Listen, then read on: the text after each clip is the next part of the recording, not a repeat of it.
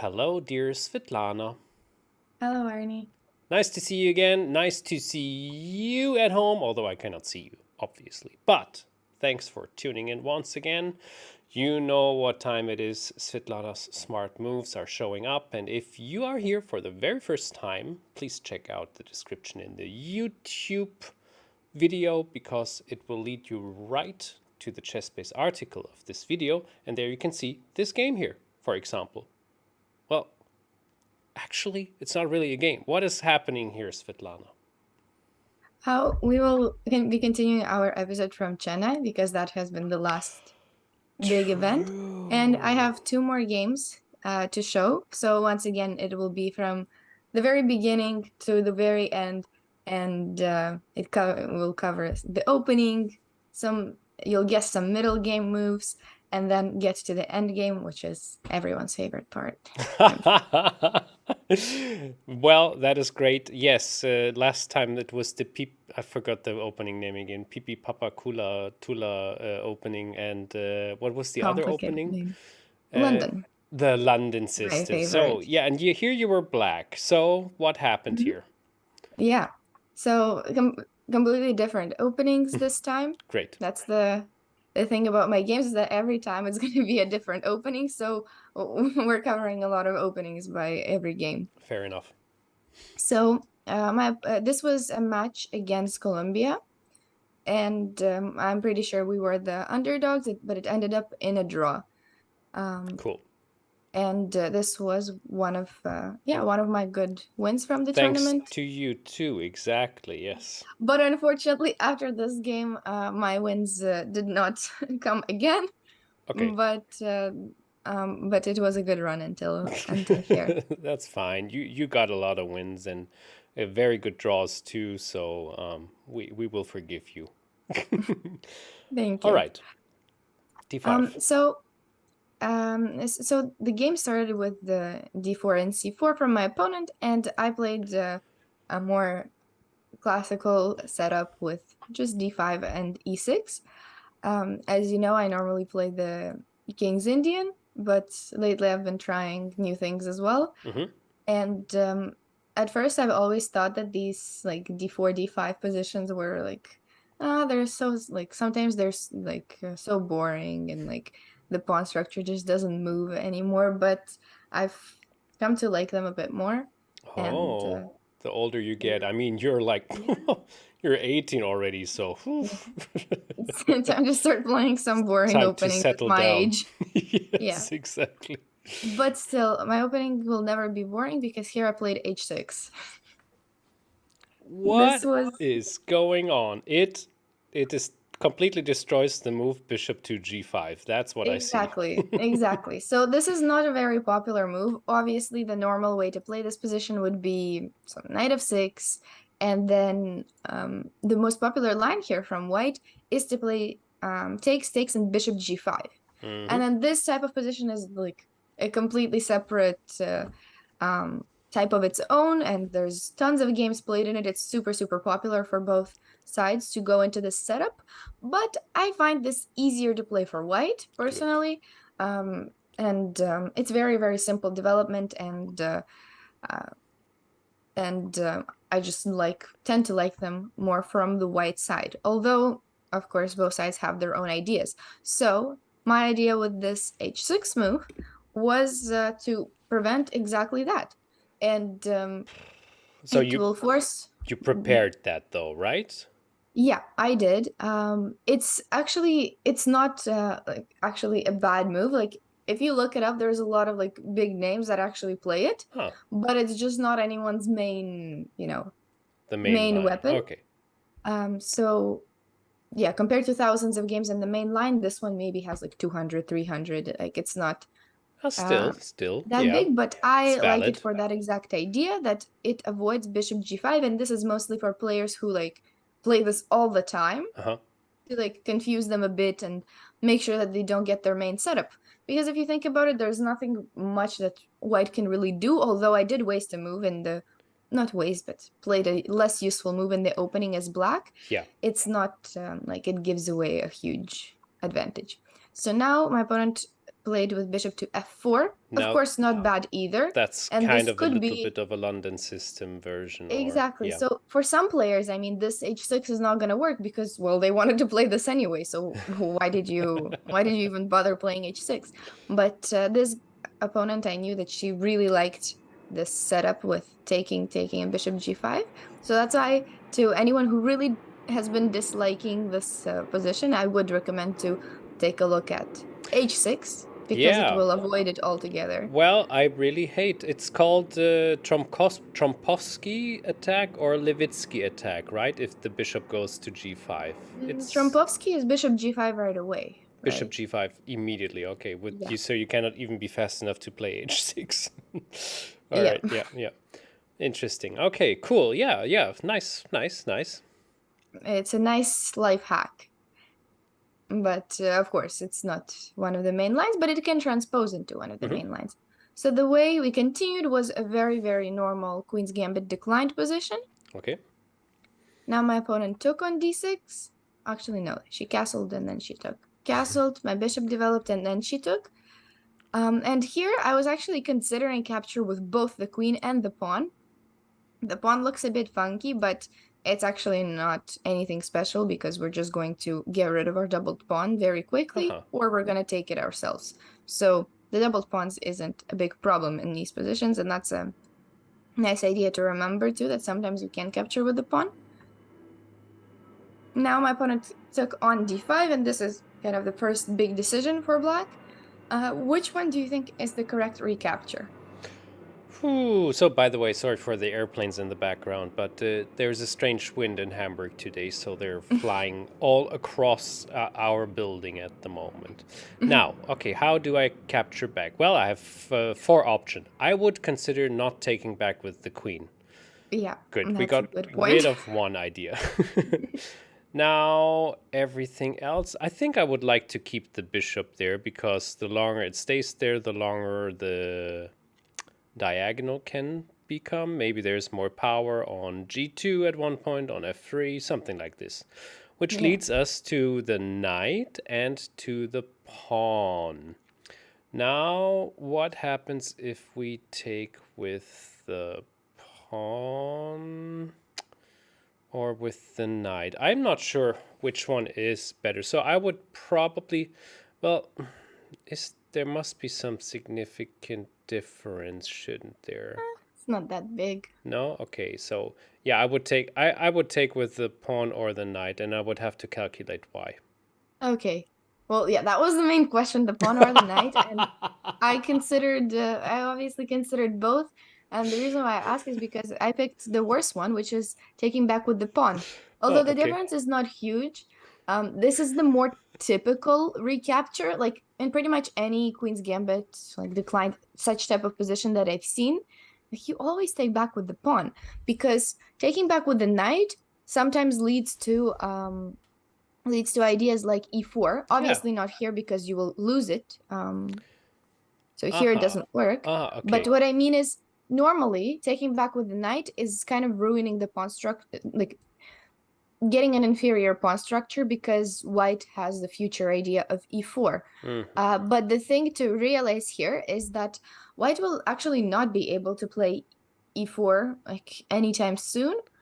And when that is the case, then capturing with the knight can also be considered. So apparently this led to an equal position. This one is like slightly worse, not a big deal, but that was like a surprise to me that there's like more exceptions to this pawn recapture than I thought, because to me it was like immediately like I'll take back with the pawn, because that's what you usually do in such positions. Now my opponent played rook c1, and my next question for you is, what do you think black's main plan is? I know you don't play these Queen's Gambit decline, but they're like super, super popular and one of the main positions we see even at top level today.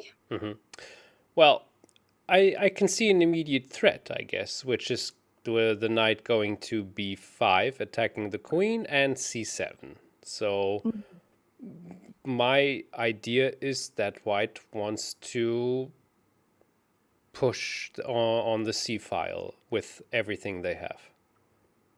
Is that more or less correct? Yeah, but what is black's idea? Oh, Black's Black. idea. What the heck is wrong with me? I thought because okay, sorry. What is Black's idea? So Black's idea is to avoid White getting an advantage on the C file. But besides that, I would want to get my knight out as the last remaining piece, which is still in the cupboard, more or less, Mm-hmm. on b8. Then I would, well, the bishop is still pointing into the direction of the white king, so why not get the other knight to e4 at one point and Okay. activate the last rook as the last piece. Yeah. Okay. So you're thinking about piece development, which is good. That's what should be completed. But the main plan in such positions is usually to get the c5 pawn push as quickly as possible. Okay. Because if you don't do that in sometime in the opening or early middle game, then as you said, White will actually get a good attack on the c file, and it's possible that they will double or they will give more defenders to it, and you will not be able to play c5. Oh. And then if you're not able to play c5, then this pawn on c7 is really weak, and even putting it on c6, although it defends it, but it gives you an inferior position with not much space and with a bishop that's not working. So getting c5 is actually very important in these positions, because you don't not want to end up with a backward pawn. So do you think c5 is working to play it right now? Well, it didn't look to me like it would work. This is why I didn't even consider it. So maybe the knight going to d7 instead of c6 might be a better idea to give it a bit more But knight force on b5. c5. Okay, maybe that's not a good idea. Yeah, so knight so right now c5 is not working for like a few like subtle reasons. So I discarded it because I thought there was e4, and because of this pin, I can't really do anything with my pawn, and I can't capture it, so it's not really looking good for my center. True, yeah. Even stronger as the computer gives is b4, because after this, if I ever capture, White has knight b5 and winning my exchange on c7. Yes. So that idea is still existing for the white side. So c5 was discarded for me at the very moment, and I defended against both of these ideas on this file, and against the knight by playing queen e7. Oh no, So, I didn't think of that at all. Sorry. But the thing to realize here is that you actually have to play c5. Like that's the main plan, and you have to do it. Whatever it you have takes. to do it regardless, because you will just end up with a positionally inferior position. So next move, my opponent started repositioning the knight, so the knight probably wants to go to d3 and attack the c5 pawn. So that still allowed me to play c5, and I was very happy. So now what you see here is a position where Black has these two pawns on d5 and c5. Do you know what they're called? Joe and Jack? No, I don't know. Good names to give to both of them, but have you seen this pawn structure before? I think so, yeah, but I don't know the name of that. I'm learning It's called the something. hanging pawns. I think we had Right? that once. There's the isolated pawn when the pawn on d5 is alone. We had a lesson about that, yes. But when there's two of them, for example, d5 and c5, they're called hanging pawns because they don't defend each other. And it's one of those pawn structures, just like the isolated queen pawn, that has its own advantages and disadvantages at different parts of the game. And yeah, we actually do have a lesson on both IQP and on the hanging pawns, of how to play with them and how to play against them. Take a look in the playlist, please, if this is interesting for you. If you're playing openings where this is something which occurs quite often, it's a valuable lesson. Quite usually the queens, anything related to Queen's Gambit, these d4 positions, is very common, and in other openings as well. So the way to play with these hanging pawns is their power is that they control most of the center, and their weakness is that they can sometimes be attacked multiple times, and if one of them gets lost, it's very, very bad news. Then it's only one because hanging pawn. because the second one is also going to be a weakness forever. But they do take good control of the center, so it's important it's important not to lose them. So of course the opponent will try to attack them, and that's exactly what they should do. I finally got my knight out to defend all of them. Then the other rook comes in, and then the next rook comes in. So these moves are very simple, and they're Quite they're forced actually, almost, yeah. yeah, they're actually quite forced if I don't want to lose any of my pawns.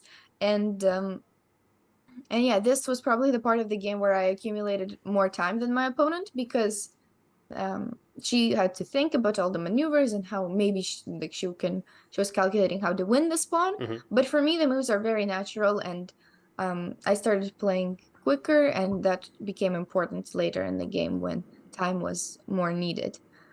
Now, she played rook e1, probably trying to either play e4 at some point, or I don't know, just get the rook to a more active position. So, but that gave away the initiative with these a few slow moves that white just did.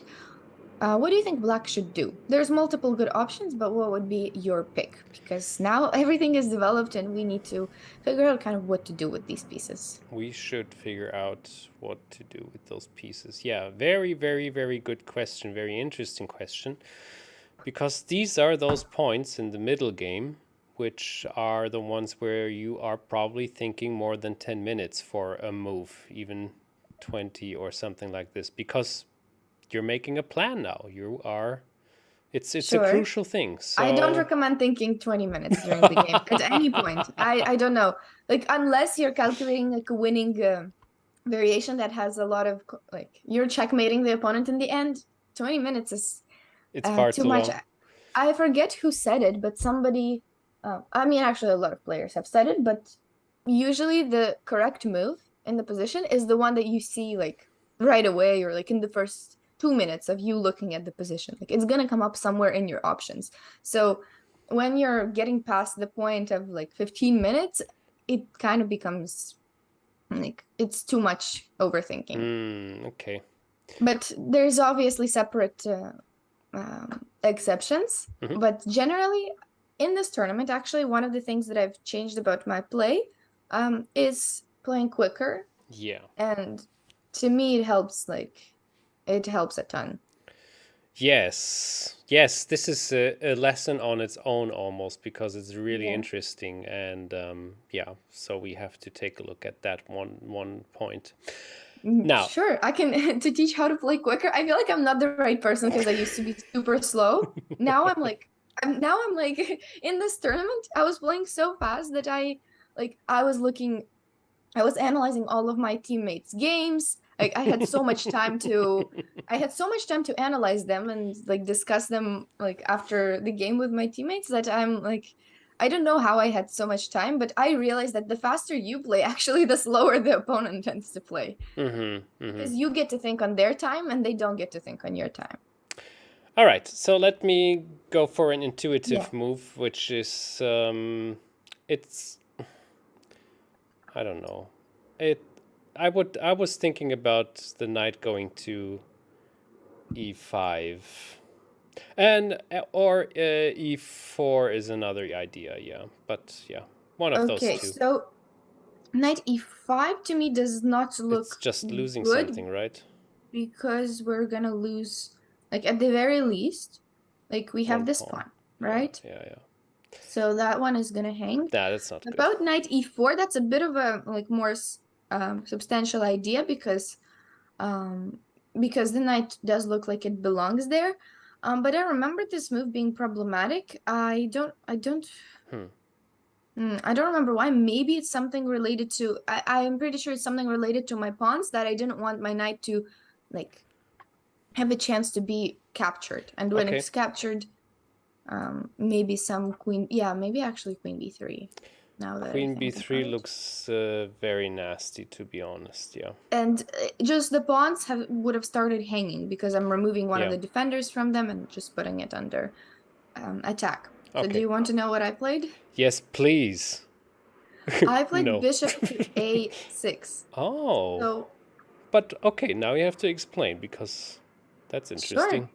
So, first of all, I'm threatening to take on d3 and play knight e5, which would trade off these two pieces of mine. Uh-huh. And that's actually not not something I was opposed to here because this bishop and this knight have tied down my pieces. For example, like my knight from here can never leave because this pawn would fall. So it's either that or I would have to play something like c4, which I really didn't want to play these types of moves because with hanging pawns, you actually you don't want to move them unless you have a reason, because then you give the opponent some outposts and another weakness to attack. Uh-huh. But here it was apparently good for some tactical reasons because this knight has nowhere to go now. It has only f4.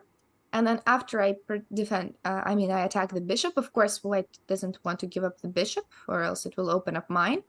So they move back and I have this g5 move, which I didn't see. And that gives this knight in difficult choice to make, and black takes over the initiative. So actually they just have to go to h3. I didn't see that I was forcing this knight to go back so much, but this was an option and black is somewhat better here as well. Looks very nice. Yeah. Okay. Yeah, so I didn't see that, but my idea was different with these few trades. My opponent played g3, which is fine, but I thought it created a few additional weaknesses. And your plan succeeds. My plan succeeds, but there wasn't really anything she could do about it, about Okay. this trade. So now I did make this trade as I have planned, but apparently c4 was better with the idea of putting the knight to d3. Oh. But Yeah. once again, I somehow was just I had this. Sometimes I rely on general principles a bit too much, as in I know that I'm not really supposed to move these pawns, so I forget to even look at moving them. So that is also sometimes a problem. But anyways, the trade is fine. Position is whatever, equal. Maybe black is slightly better from what I thought. And now my next move I played is queen e8. It looks a bit weird, but can you try to guess my idea why the queen went there? Well, for one thing, you want to take the knight, which is quite nice. Exactly. So that was the plan. And the other idea is you can go to b5 after that and make more damage, maybe. But then I could have played queen d7, which is looking more natural and active. But queen e8 had its own. Had a difference. And that difference is in this knight c3 line. Okay, because now...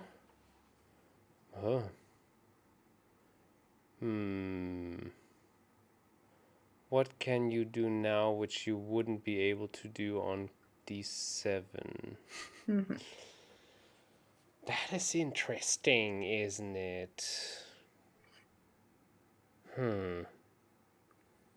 Why is this happening? Yes, I see that. But I'm still not aware why this is so good that you have... Okay, it's not like you're not trying to win anything. It's just a positional idea. So you have to solve it for me. I don't know. So it's that if I take, like from e8, now I'm allowed to play d4 and like get a passed pawn. So easy. Okay. And well, if they capture with the pawn, they can do that at any time, and that just kind of ruins the pawns. Ruins the pawn structure enough to give you. It might even be better for white to like do this instead of the rook, but it's just that's the difference between this queen d7 is that now the rook can capture, and d4 is possible, but not with the same effect. So that's fair. That was the idea. I'm not claiming that queen e8 is some great move, but I think that's a pretty great move for it to make sense. So the next plan, now that we're in a different part of the game that's like leading more towards the end game and some trades have happened, now these pawns can come into action because the power of the hanging pawns is that they can sometimes become one single passed pawn. And that's why I'm starting to play c4. And that adds up nicely with this knight because it were attacking it, and we're not allowing white to capture us. Mm-hmm. My opponent played the next few moves, which were logical in d2. Now, I improved one of my pieces in a funny way, I thought. And do you want me to tell you the move and then you guess the idea, or do you want me to, or you do want to guess the move? So hard to say. Let me guess the idea. It's easier. Okay, so I played knight d7, which looked a bit weird, but it's a good move. For which reason am I giving up If my pawn, covering everything? if the queen would take on d5, your knight can make a discovered move to b6. Nope, not there. To e5, of course. Yeah, and then to d3, and that would be winning for Mm-hmm. black. Yes, because okay. we're winning one of the rooks. So that's the idea here, and the same thing happens if white captures us on c4. Also knight e5, which was an important move, and now there's a discovered attack here as well. So this knight went here temporarily and took away all the attacks, but knight e5 was a really strong idea, so white prevented it with f4, and my knight came back to f6 because now the next target is e4. e4. So I they have weakened their e4 space. I really enjoy this part of the game because I beautiful. get to play these like slightly annoying ideas. I'm not winning. I'm pretty sure I'm not even that much better. Yeah. In terms of the position, but I enjoy making you just annoying enjoy attacks. being super annoying. I get that. Yeah, I actually do in chess. So the rest of the game was a bit like faster paced because my opponent was in time trouble. So some next few moves were just minor attacks, some minor changes, and finally we got to an endgame. Do you like this endgame for white or for black? What would you say? I definitely prefer black here because for once I think we can get the pawn on B, then we have the A pawn. E pawn is kind of backwards, yeah. You figured out my exact plan of what I did in this game. I was a bit worried that I'm not going to win this. I was a bit worried that this might be a draw. Because like the material can get reduced and I can get some rook endgame or some queen endgame that will not be winning. Yeah. But my plan that I went for was exactly what you said, is that I made this trade of pawns, the one on b4 for d5, and then this is actually a really important moment, but since you already mentioned it, the main plan and the only way that you need to play these positions, and you need to focus on your strengths. And I think sometimes people forget to do that in endgames or when they just transitioned into endgames, is that you need to right away set the tone for the endgame by saying that your idea is strong and that the opponent needs to take care of it. Or else, I don't know, if I wait a few moves, maybe it's not a huge deal, but what I'm saying is white would also have developed their own ideas, for example, with moving the pawn. Yeah. And that's why it's really important to show that you have ideas of your own and make sure that they're immediate. Yes, I remember this position now because I was watching it live and I was trying to find the right moves here too, and I thought it was incredibly difficult because there's so many annoying checks by the white queen, and you have to take a lot of care to dodge those. So at the moment, for example, the queen can always go back to f8, right? If there would be a check. That's exactly why my queen is here. So if there's ever a check, my queen goes to f8.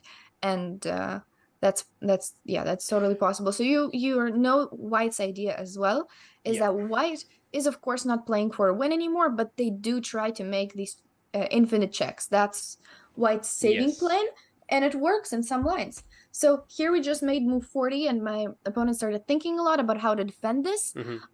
I think it's super, super hard to defend. The computer gives something like king f3, but I mean, I would just play it on and try to push my a pawn in the future, rook b2. I probably need to defend. I don't know what I need to defend. I need to defend some of the checks. Yeah, but queen b7 won't do the trick either, I guess. Right. Because, it's if you exchange it, then you have a very, very hard time pushing this pawn through. you might think you are so far advanced already, so you just push the rook to a7, but the king is too quick, and then you have to deal with 4 pawns. I guess it's difficult. It's unclear. Exactly. Yeah, so in these rook endgames, it's like never winning because although the pawn is far advanced in rook endgames, it doesn't matter how far. Like the pawn is if it's defended by the rook, and here white is not down a pawn. White has a pawn on the other side of the board, so these ones are like pretty much guaranteed draw unless I don't know unless your king is on b3. This is for sure a draw. So you made a good point, and rook endgames, as we know, tend to be have drawing tendencies. So here, now was the next decisive Also moment. brutal. This is already checkmate material, which white is also once again trying to make happen, and they defend each other, those pieces. Yeah. I think this was the decisive moment. The last question I'll ask you for this game, which endgame are we going to go for? Are we going to trade any pieces? Are we not going to trade any pieces? There's a few good moves, so I think you'll get one of them. Yeah, so once again, the question remains if it is good to play the queen to b7 now, but after exchanging, we have the same position again. So even worse, actually, because the rook is going to be behind. Oh, yes. How annoying. Yep. So Yeah, queen that's b7, not good. That's not we good. eliminate. Exactly. No. When there's a passed pawn, if you have a choice between a rook and a queen endgame, always go for like the queen endgame. See. So the next thing would be to take on c2. The queen would take back, and then you just have to take enough care to secure your king so much that the checks of the opponent queen won't harm you. Exactly. So that's what I did in the game. A2 was also winning. For the reason that for this reason, which was kind of nice. And if this check, then we have another check. I mean, we cover. Yeah. So that was a nice win as well. A bit more complicated, I think. With queen c8 probably. And something like that is indeed winning for the reason of king d6, that the king is close and it will get there fast. Faster than the opponent, and the pawn is farther advanced. Okay. This one was a bit more complicated, so I think I went for the right one. That was simpler. So the pawn could not be pushed right away with queen b2 because of these constant check ideas, and my king, unfortunately, cannot escape them. Yeah, super annoying. I saw that too, and I thought, like, gosh, I would probably be in a draw territory. Frustrated. Already. Yeah. But I was not frustrated. I liked playing this position because I knew that I would get to push my pawn eventually. And eventually I found a way to get rid of the checks with g6, and that was it when the pawn moved to a2. Nice. Yeah. So yeah, that was the game. I think my next one is shorter. How much time do we have? We have enough time. Don't worry. Okay. So a very nice game. Well done for that. That was a tough one. It was a nail biter. Yeah, it was a long one, and yeah, you were the last one playing for. I think you were one of the last ones at that moment in a big hall. There were only like a couple of more players then. It was a quite long game. Although you were only making how many moves? 50. 50, yeah. So yeah, it's not even 60, 70, 80 or something. It's it was just intense. It didn't feel too long. But yeah, it was one of the longer ones that went into the end game. Okay, I have my next game, which was also pretty complicated, but I won't stop at as many moments because it wasn't like my last one. I think was more typical and like useful in terms of openings and like middle game plans. But this one was just a bit more on the tactical side in general. And this one was our match against Turkey. And I didn't win this game. I drew it, and that was one of the most upsetting, even more upsetting than my losses. No. I was really upset over this draw, and I guess you'll see why. So you'll try to find the win that I didn't find. So you're white here. So what opening have you chosen? E4 best by test. Oh, Caro-Kann. Yeah, so that was not me. I'm playing white here. Yeah. Okay. Yes. So yeah, my opponent played the Caro-Kann, and I chose this line to play against it. What is that? That's the two knights variation? Yeah, that's what it's called. Okay. My opponent didn't pick the most popular move, but I think it's one of the most popular moves, which is capturing. Yeah. And I knew a line here, which is what happened in the game. I played Queen E2, which I think is slightly less popular than the capture there. Yeah. Queen E2 is very nice if they play the knight to D7. Right, you know this trick. You're a bullet specialist that knows this trick. Yeah. Online this is very useful. Dirtiest because if they play trick. the natural move, knight D7, they'll lose immediately.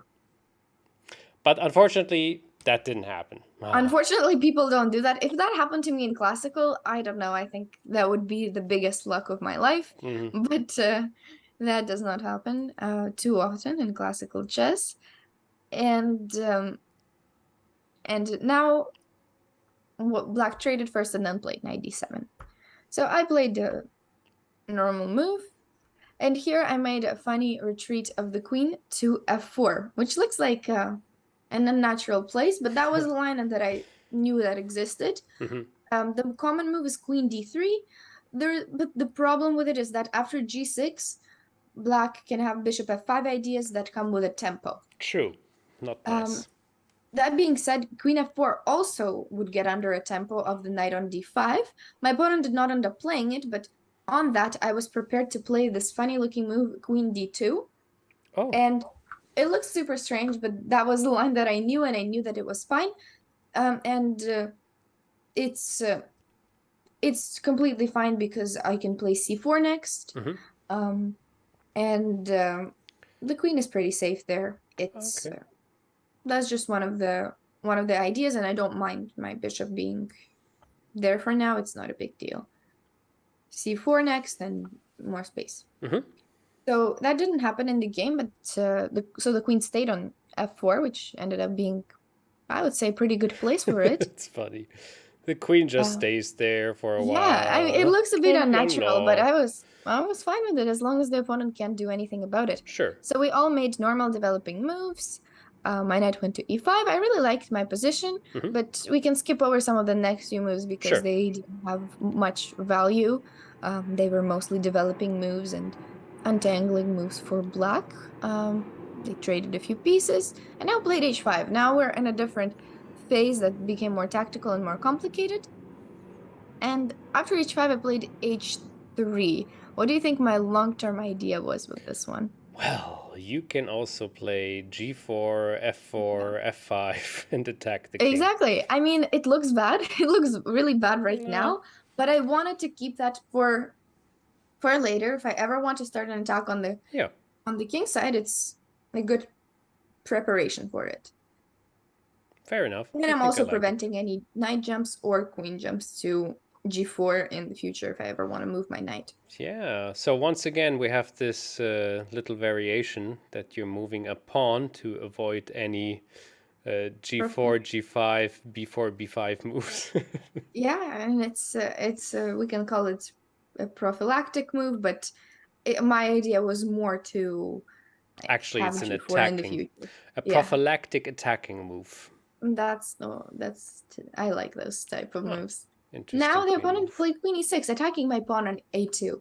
If you had this choice, would you defend this pawn or would you let it go and say that it's poisoned I pawn? would just leave this pawn, put it into the tip box or the coffee cashier, and keep on with my initial plan. What is the initial plan, though? Not sure. Well, that was a bit of a harder choice. G4, you wouldn't defend F4. No, I wouldn't defend it. Is this a bad choice? So that's what I did in my game. I also did not defend it because I thought, I did calculate it. So what I calculated happened in the game, actually. But I thought that there's no way that this queen can just take on a2 and like get away with it calmly. So I thought I'm just gonna play bishop d2, and I'm gonna make sure that after the queen captures it, I'm gonna box it in with my rook b3 and like took away a5. Like the queen is just gonna stay there on the a file while I'm gonna start my attack. So this is exactly what happened. But the engine really likes its material and said to play either a3 or rook b3 right away. And that would give me like a pretty good positional advantage in this Instead, position. you sprinkled a little bit of poison on the a2 pawn, maybe. Yeah, instead I just decided to let it go and said that if the opponent wants to take it, they can take it. I'm pretty Go sure I have for it. compensation. Yes. Which is true. There is compensation and the position is equal. So for that pawn, I do have something in return. But it was a pretty risky decision. I'm surprised that I did that because before I would have been scared. So I was feeling a bit more fearless in this game. So what do you think the idea was here? So I calculated this that the queen does escape on a6, but still it doesn't participate in the on the other side fully. Well, I mean, you could do something absolutely crazy. I mean, I'm immediately looking at the knight taking on g6.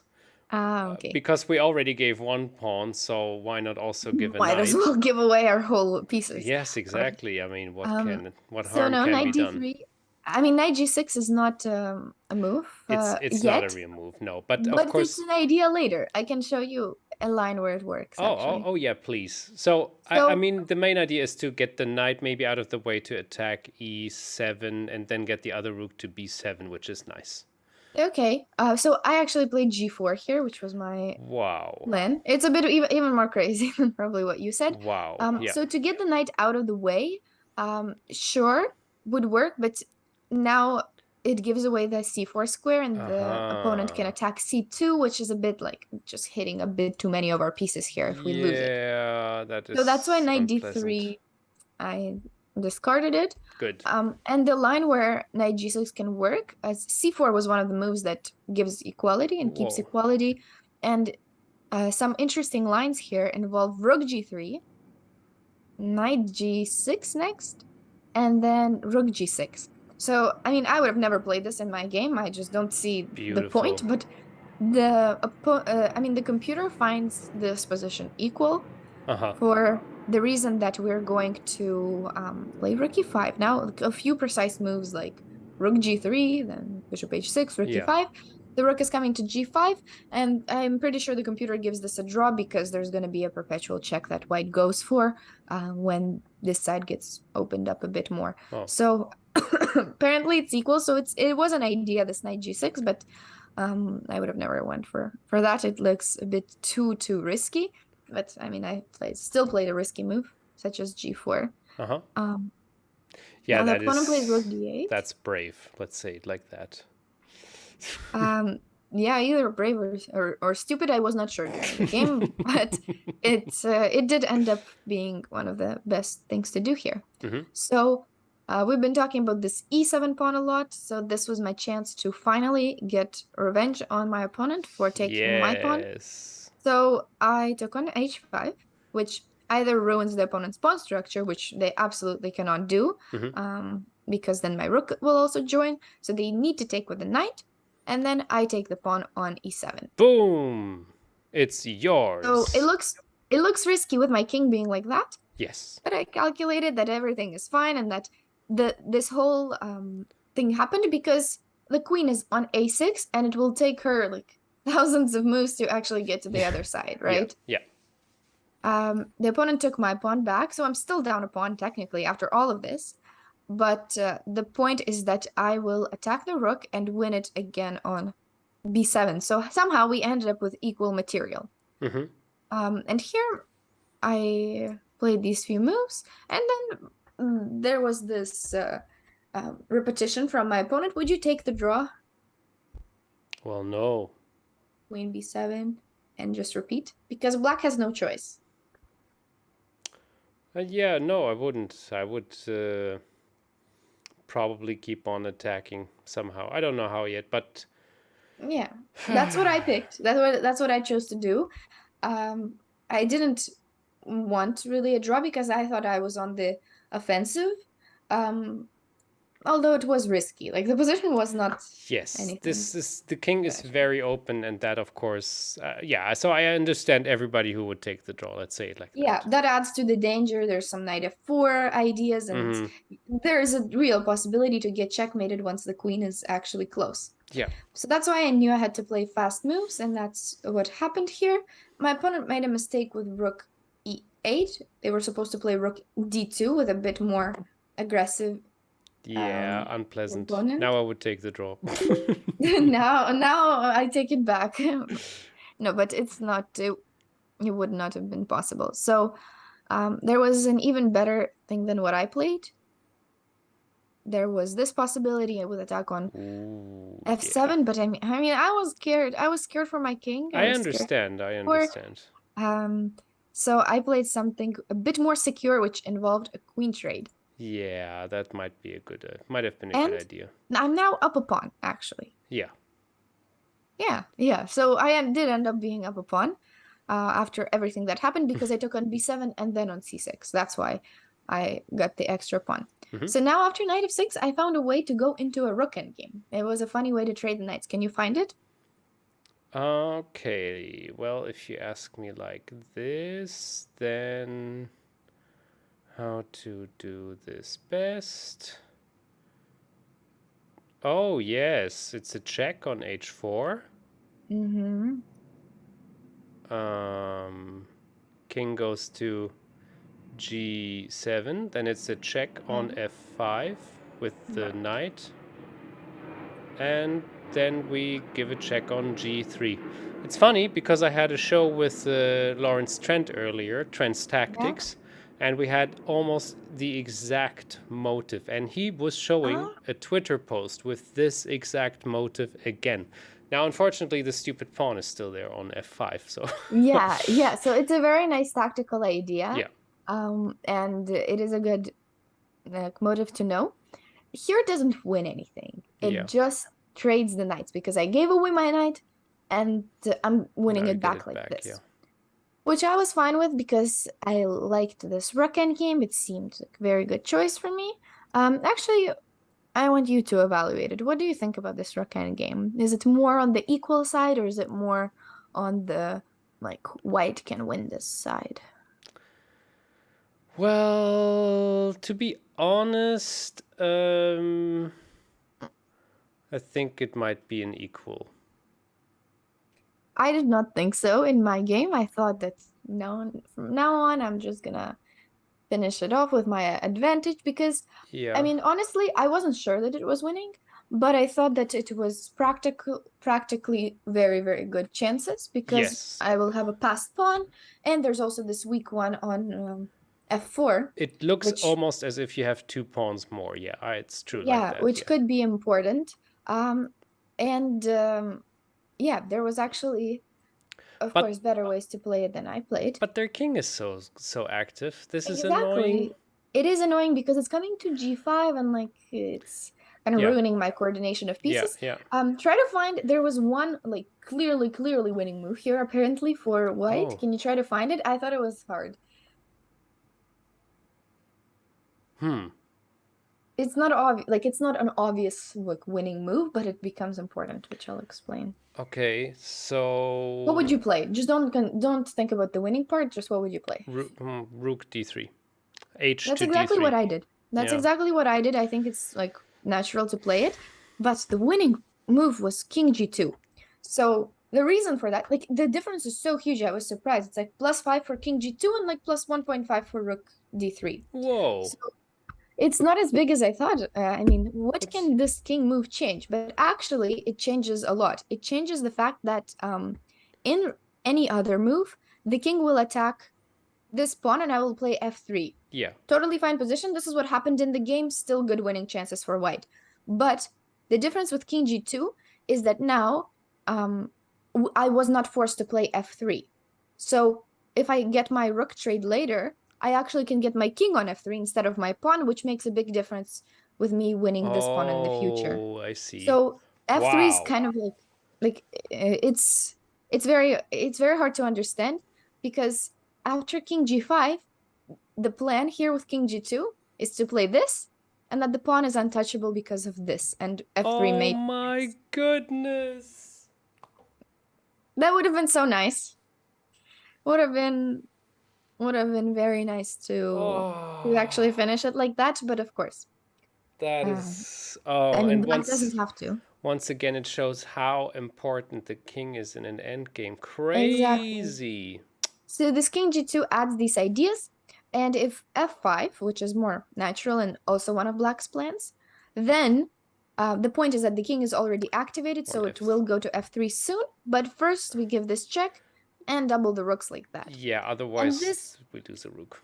This rook endgame is winning compared to the other one because now king f3 is so fast, and it ties black's pieces to this pawn. So it's all about king activity in the endgame. And although it's a rule that everyone knows and that I also know, but I constantly miss these like king activation ideas in my endgames. Like pretty much every endgame that I had a problem with, it was because my king was just like in the middle of nowhere and I couldn't like find the right way to bring it somewhere useful. So I don't know if anyone else has that problem, but I think these king moves, there's something about them that makes them hard to find. Very good point you're making. Yes, they are very complicated. I mean, for several reasons, of course. Yeah. Yeah. So still, my opponent made a mistake with in the next few moves, and I got to this position, which I thought was really good for me. It looks freaking good. Yes. It was amazing, and that's like I was calculating.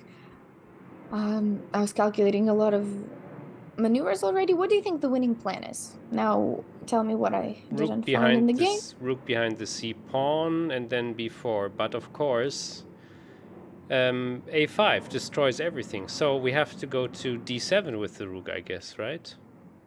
Rook d7 is fairly simple. I think it also wins. Or is this winning? Is it just an exchange? Is that winning? That might even be winning. F5, I mean, we could. Is it rook d5? Is that an option? No, actually, rook d5 is not an option because in this pawn endgame, black gets to my pawn first, and they're gonna win that pawn. Okay, so it's you're not right. working. You're right. Oh. So rook d7 was also winning, I think. And let me see, what do I actually do on f5? I think that was the more. Oh, okay, this. Yeah, 2 extra pawns. Well, so rook d7, I think the simplest way. I'm really not sure what I didn't like about rook d7. But I found a different plan. So the different winning plan that I should have gone for is king f2, king e2. So I did play king f2, wanting to play king e2 next and like bring my king here and like whatever, like just win with this extra pass pawn. Whatever. Yeah. But so I play this first part of the idea, and then I start thinking for a very long time, and something about king e2, I was like, I don't know, my rook is looking passive. If I play king e2, they can check, they can play some king h4, king g3. I don't like that king. I'm gonna keep my king on f2. Like, it's a very stupid thought process, so I don't know why, but my rook went to d8, and that's like gives away the win. Oh no, I see it already. Yeah. Yeah, so I mean the winning plan is king e2.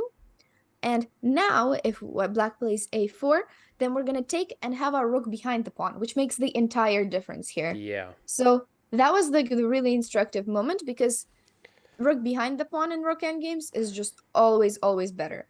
But what happened in the game is that my rook was on d8, standing there very stupidly. Difficult to go behind the pawn. And now it's impossible to go behind the pawn. And my rook is staying on the side, which is just a really bad place for the rook. Although it looks, it looks nice that I'm cutting off the king, but I'm not cutting him off from anywhere. And there's just no way to make progress now. And I realized it at this point, and I was upset that it wasn't working, but it was too late. So that's just a sample line of how black can draw. No, it's fine. Like, I mean, I didn't lose, but still it was just upsetting because it's actually very simple to just remember, like, it's like I didn't have to change anything about my position. I could have just kept my rook on d3 Yeah. and that's it. I thought I needed to activate it, and I don't know where it got activated on D8, but anyways, my game ended after I Uh, tried one last trick, and it ended up being a draw. Because an extra pawn like that does not bring anything in a rook endgame, and oh. that's how it ended. But that's just a reminder about the rook behind the pawn. That if anyone was wondering why, it can make a huge difference. It Um, can, yeah. We learned a lot today about the king activity. I mean, even now, although it was a bit late, the king activity would have probably won the game, right? Going yeah, to e2 without moving the rook to d. Yeah, it's tough. There's the time, which is also running down. I mean, you've played the 40th move, I guess, already, but still, it's just like it's so many factors which play in. Overall, yeah. you've played a But fantastic still, what the tournament. good thing about it was that we won the match, and my draw like made it 2.5 to 1.5, and it was fine. Yes. Um, Yes. That's very important too. For the team, yeah, after all. That's a good part. And at least you couldn't kind of lose it anymore. I mean, yeah, it was yeah. either a draw or nothing. Wow, that was awesome. Svitlana, thank you so much for this nice insight from Chennai. Thanks everybody for applauding the last time. Mhm. That was very, very kind of you. So, In the next lessons, we'll get to other people's games, which are more exciting, probably. well, that's a But pity, but it's okay. very it's very rare that I like play a big tournament like that, maybe like once or twice a year. So that is everybody. After this week, everybody's free from my games for the next Yeah, while. you're saying it in a very humble way and as if it's something which is getting on our nerves, but it is not. You have to understand this. We love to see the in depth analysis from a very, very strong chess player like you are. So it's very, very nice. Anyway, we see each other soon enough. Thanks for tuning in and bye bye. Bye.